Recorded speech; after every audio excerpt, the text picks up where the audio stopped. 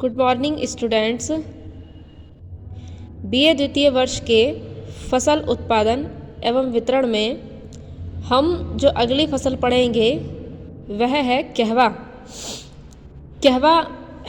कहवा से coffee powder बनाया जाता है, जिसका प्रयोग हम कॉफ़ी के लिए भी करते हैं एवं जो कॉम्प्लेन है, हॉर्लिक्स हैं, इस तरह के जो प्रोटीन पाउडर होते हैं उनमें भी कहवा का थोड़ा बहुत उपयोग किया जाता है। विश्व में सर्वाधिक कहवा की खेती जो है वह ब्राज़ील में की जाती है। कहवा के उत्पादन के लिए जो भी दशाएं हैं वे निम्नलिखित हैं। सबसे पहले आता है तापमान। कहवा उत्पादन के लिए साल भर जो तापमान है वह 15 डिग्री से 30 डिग्री सेल्सियस होना चाहिए, अर्थात जो हमारा शीतोष्ण कटिबंध है 0 डिग्री से 23.5 डिग्री के मध्य हमारा ग्रीष्म कटिबंध रहता है, उष्ण कटिबंध। उसके बाद हमारा 23.5 के बाद जो है शीतोष्ण कटिबंध। तो हम यहाँ पर यह मान सकते हैं कि समशीतोष्ण कटिबंध कहवा की कृषि के लिए सर्वाधिक उपयोगी है, 15 से 30 डिग्री। अगला है हमारा वर्षा। कहवा की कृषि के लिए वर्षा 150 सेंटीमीटर से 200 सेंटीमीटर के मध्य होनी चाहिए, ना तो इससे अधिक होनी चाहिए और ना ही इससे कम।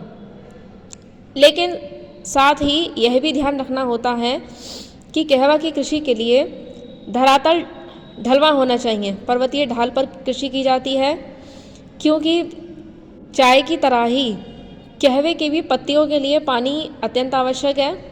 हर समय निरंतर उन पर पानी पड़ते रहना चाहिए समय समय पर, लेकिन उसकी जड़ों में पानी नहीं ठहरना चाहिए। अगर जड़ों में पानी ठहर गया तो जड़ें जल्दी सड़ जाएंगी, उससे कृषि खराब हो जाएगी।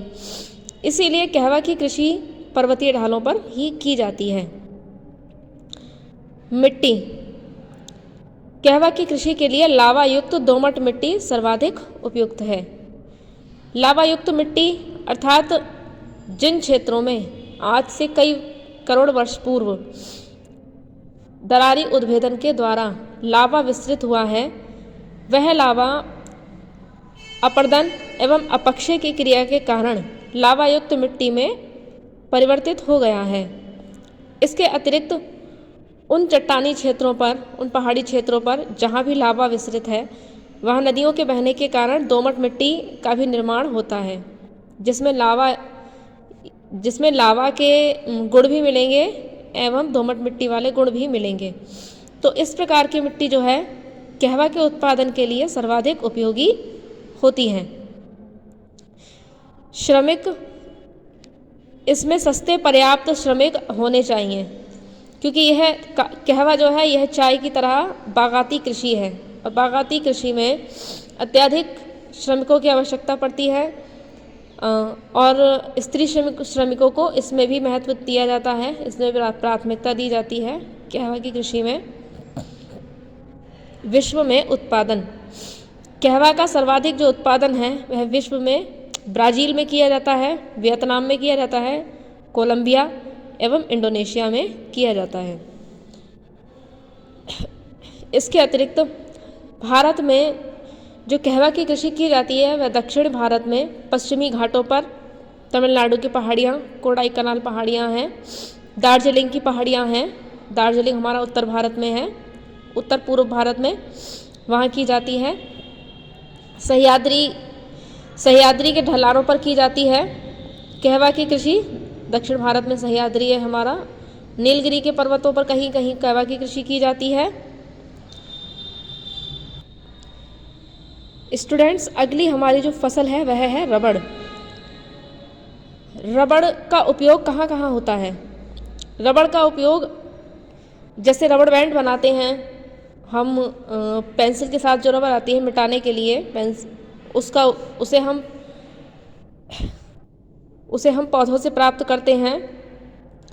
जो भी टायर ट्यूब वगैरह होते हैं, जो साधन होते हैं हमारे यातायात के, उनमें जो टायर ट्यूब लगे हुए होते हैं वे भी हमें पेड़ पौधों से ही प्राप्त होते हैं। रबर का जो उत्पादन है वह उष्णकटिबंध में बहुतायत किया जाता है।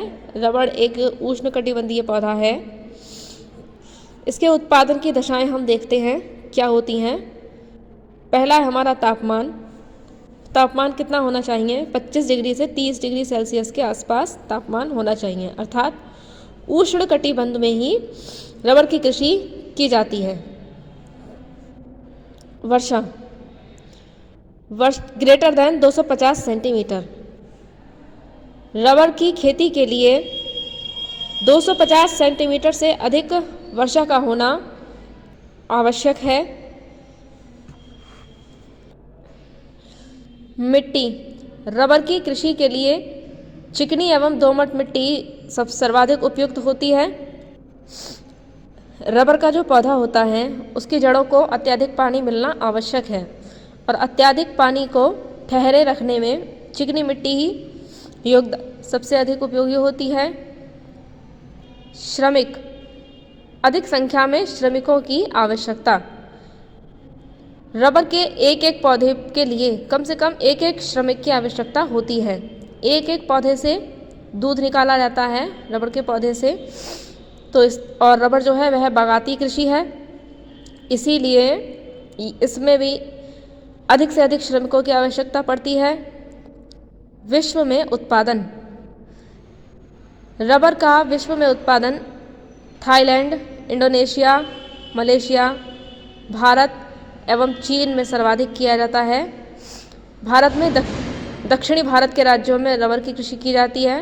केरल है, तमिलनाडु है, कर्नाटक है, आंध्र प्रदेश है। इनके जो नम क्षेत्र हैं, जहाँ जहाँ भी वर्षा 250 सेंटीमीटर से अधिक मिलती है एवं तापमान 25 से 30 डिग्री सेल्सियस साल भर रहता है, उन क्षेत्रों में रबड़ की कृषि की जाती है। अगली हमारी जो कृषि है वह है कपास। उत्पादन की अनुकूल भौगोलिक दशाएं।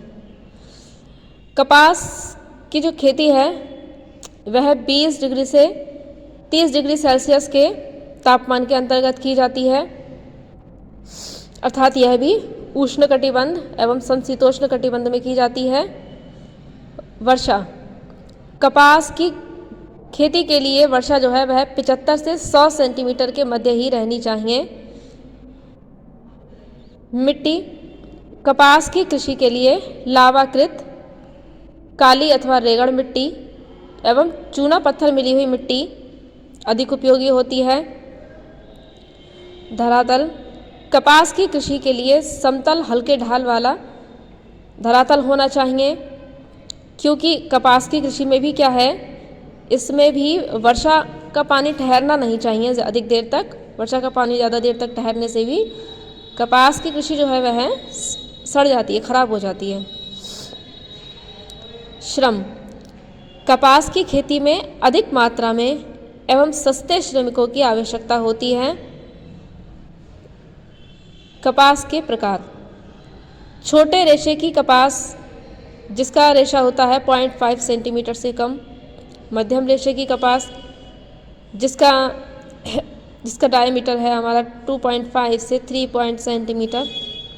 लंबे रेशे की कपास जो 3.75 से 6.25 सेंटीमीटर के मध्य होती हैं। विश्व में कपास का उत्पादन। USA अर्थात संयुक्त राज्य अमेरिका, रूस, भारत, संयुक्त अरब गणराज्य, चीन, मिस्र, ये विश्व में कपास उत्पादन के प्रमुख देश हैं। भारत में कपास की कृषि महाराष्ट्र एवं गुजरात में अधिक की जाती है।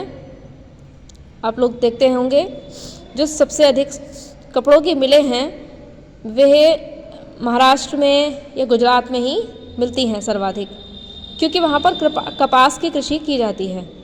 वहाँ लावाकृत मिट्टी मिलती है। लावाकृत मिट्टी यूँ मिलती है क्योंकि वहाँ जब दक्षिण भारत दक्षिण अफ्रीका से जुड़ा हुआ था उस समय वहाँ दरारी उद्भेदन की क्रिया से लावा विस्तृत हुआ था। दूसरी चीज़, महाराष्ट्र में एक लोनार झील मिलती है जिसे क्रेटर झील कहा जाता है। ज्वालामुखी के फटने से क्रेटर झील का निर्माण होता है। उसके अलावा उस लोनार झील के लावा से जो मिट्टी का निर्माण हुआ है आसपास के धरातल पर, वो लावाकृत मिट्टी का निर्माण हुआ है। लावाकृत जो मिट्टी होती है वह अपक्षय एवं अपर्दन के कारण काली मिट्टी में परिवर्तित हो जाती है लाखों सालों के अंतराल पर। इसीलिए भारत में सबसे ज़्यादा जो कपास का उत्पादन हमें मिलता है वह महाराष्ट्र एवं गुजरात में मिलता है। नोट नीचे एक ध्यान देने वाली बात है, पेरू के जंगलों में स्वतः कपास के पौधे उत्पन्न हो जाते हैं। इनका जो रेशा होता है वह बहुत मजबूत होता है, खुरदरा होता है, 30 मिलीमीटर लंबा होता है रेशा ये लगभग। पेरू जो है वह उत्तरी अमेरिका में स्थित है। ये जो जंगली क्षेत्र है यह भी लावाकृत मिट्टी से बना हुआ है, इसीलिए यहाँ पर स्वतः कपास के पौधे उत्पन्न हो जाती हैं। हमारा कृषि उत्पादन वाला जो लेसन है वो यहीं समाप्त होता है। इसके बाद हम अगला लेसन शुरू कराएंगे।